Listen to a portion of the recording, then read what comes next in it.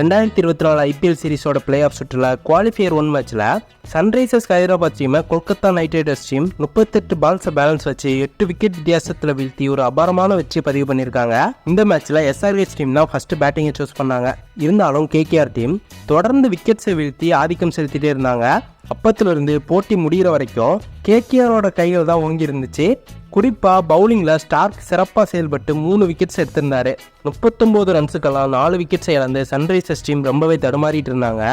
அப்போது கொல்கத்தா டீமோட மென்டாரான கௌதம் கம்பீர் ஒவ்வொரு விக்கெட்டையும் ரொம்பவே ஆக்ரோஷமாக கொண்டாடினார். அவரோட ஆக்ரோஷத்தை பார்த்த ஃபேன்ஸ் எல்லாருமே மிரண்டு போயிட்டாங்க அப்படின்னு தான் சொல்லணும். அந்த அளவுக்கு அவர் KKR டீமையுமே ஒரு ஆக்ரோஷமான மனநிலையில தான் இந்த மேட்சை ப்ளே பண்ண வச்சாரு அப்படின்னு ஃபேன்ஸ் எல்லாருமே சொல்லிட்டு வராங்க. ஃபர்ஸ்ட் இன்னிங்ஸ் முடிவில் ஹைதராபாத் டீம் 19.3 ஓவர்ஸில் எல்லா விக்கெட்ஸையுமே லாஸ் பண்ணி 159 ரன்ஸை மட்டும்தான் எடுத்திருந்தாங்க. தென் அதுக்கப்புறமா அந்த டார்கெட்டை சேஸ் பண்ண வந்த கொல்கத்தா நைட் ரைடர்ஸ் டீம் 13.4 ஓவர்ஸ்லாம் இந்த டார்கெட்டை ரொம்பவே ஈஸியாக சேஸ் பண்ணிட்டாங்க.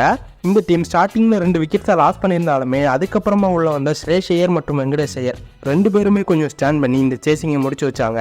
இதில் வெங்கடேஷ் ஐயர் 28 பால்ஸில் 51 ரன்ஸையும் ஸ்ரேஷ் ஐயர் 24 பால்ஸில் 58 ரன்ஸையும் அடிச்சிருந்தாங்க. இந்த வெற்றியினால கொல்கத்தா நைட் ரைடர்ஸ் டீம் ஃபைனல்ஸ்க்கு முன்னேறி இருக்காங்க. கௌதம் கம்பீர் இந்த வருஷம் கொல்கத்தா நைட் ரைடர்ஸ் டீமோட மென்டாரா வந்ததுக்கு அப்புறம் தான் அந்த டீம் ஒவ்வொரு மேட்ச்லையுமே ரொம்பவே அக்ரெசிவாக ப்ளே பண்ணிட்டு வராங்க. கடந்த சில வருஷங்களாக பிளே ஆஃப் சுற்றுக்கே குவாலிஃபை ஆகாத கொல்கத்தா டீம் இப்போ ஃபைனல்ஸ் வரைக்கும் முன்னேறி இருக்காங்க. இதையடுத்து கௌதம் கம்பீர் கண்டிப்பாக இந்தியன் டீமுக்கும் இதே மாதிரி ஹெட் கோச்சாக வரணும் அப்படின்னு அவரோட ஃபேன்ஸ் எல்லாருமே சொல்லிட்டு வராங்க. என்ன நடக்க போகுது அப்படின்றத வெயிட் பண்ணி பார்க்கலாம். அண்ட் இது ஒரு பக்கம் இருக்க, இன்னொரு பக்கத்தில் சென்னை சூப்பர் கிங்ஸ் டீமோட பவுலிங் கோச்சான டுவைன் பிராவோவை ஆப்கானிஸ்தான் கிரிக்கெட் டீம் தங்களோட டீமுக்கு பவுலிங் கோச்சாக அப்பாயின்ட் பண்ணியிருக்காங்க. 2024 T20 வேர்ல்டு கப் சீரிஸ் இன்னும் சில நாட்களில் ஸ்டார்ட் ஆக போகுது. இந்த தடவை T20 world cup series west Indies மற்றும் அமெரிக்காவை வச்சு நடக்க இருக்கு. இந்த நிலையில தான் ஆப்கானிஸ்தான் டீம் இந்த வேர்ல்டு கப் சீரிஸ்க்கு மட்டும் டுவைன் பிராவோவை அவங்களோட பவுலிங் கோச்சை அப்பாயின்ட் பண்ணியிருக்காங்க. இதுக்கு முன்னாடி 2023 ODI வேர்ல்டு கப் சீரிஸ் இந்தியாவில் வச்சு நடந்தப்போ இந்தியன் பிச் அண்ட் கண்டிஷன்ஸை சரியாக கணிச்சு செயல்படணும் அப்படின்றதுக்காக முன்னாள் இந்திய பிளேயரான அஜய் ஜடேஜாவை அவங்களோட டீம் மென்டாராக அறிவிச்சிருந்தாங்க. அது அந்த டீமுக்கு ஒரு பெரிய அளவில் கை கொடுத்துச்சு அப்படின்னு சொல்லலாம். அந்த வேர்ல்டு கப் சீரீஸ்லையுமே ஆப்கானிஸ்தான் டீம் ஒரு சில முக்கியமான வெற்றிகளை பெற்றாங்க. இங்கிலாந்து, பங்களாதேஷ், ஸ்ரீலங்கா மற்றும் பாகிஸ்தான் அப்படின்னு 4 பெரிய டீம்ஸ் தான் ஆப்கானிஸ்தான் வீழ்த்திருந்தாங்க.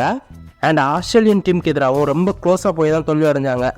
இருந்தாலும் அந்த சீரீஸில் பலராலும் நம்ம ஆப்கானிஸ்தான் டீம் பாராட்ட பெற்றுச்சு.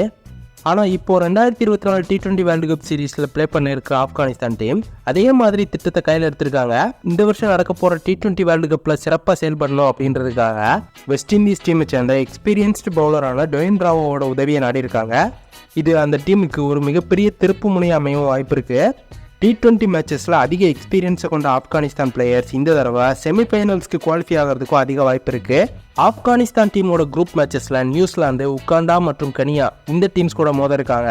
எப்படியும் இவங்க கண்டிப்பாக குரூப் மேட்சஸில் ஃபஸ்ட்டு 2 பிளேசஸை பிடிச்சி சூப்பர் 8 சுற்றுக்கு குவாலிஃபை ஆயிடுவாங்க அப்படின்னு எதிர்பார்க்கப்படுது. சரி, நீங்கள் சொல்லுங்கள், இந்த T20 வேர்ல்டு கப்பில் நம்ம ஆப்கானிஸ்தான் டீம் டுவைன் பிராவோவை அவங்களோட பவுலிங் கோச்சை அப்பாயின்ட் பண்ணதை பற்றி நீங்கள் என்ன நினைக்கிறீங்க?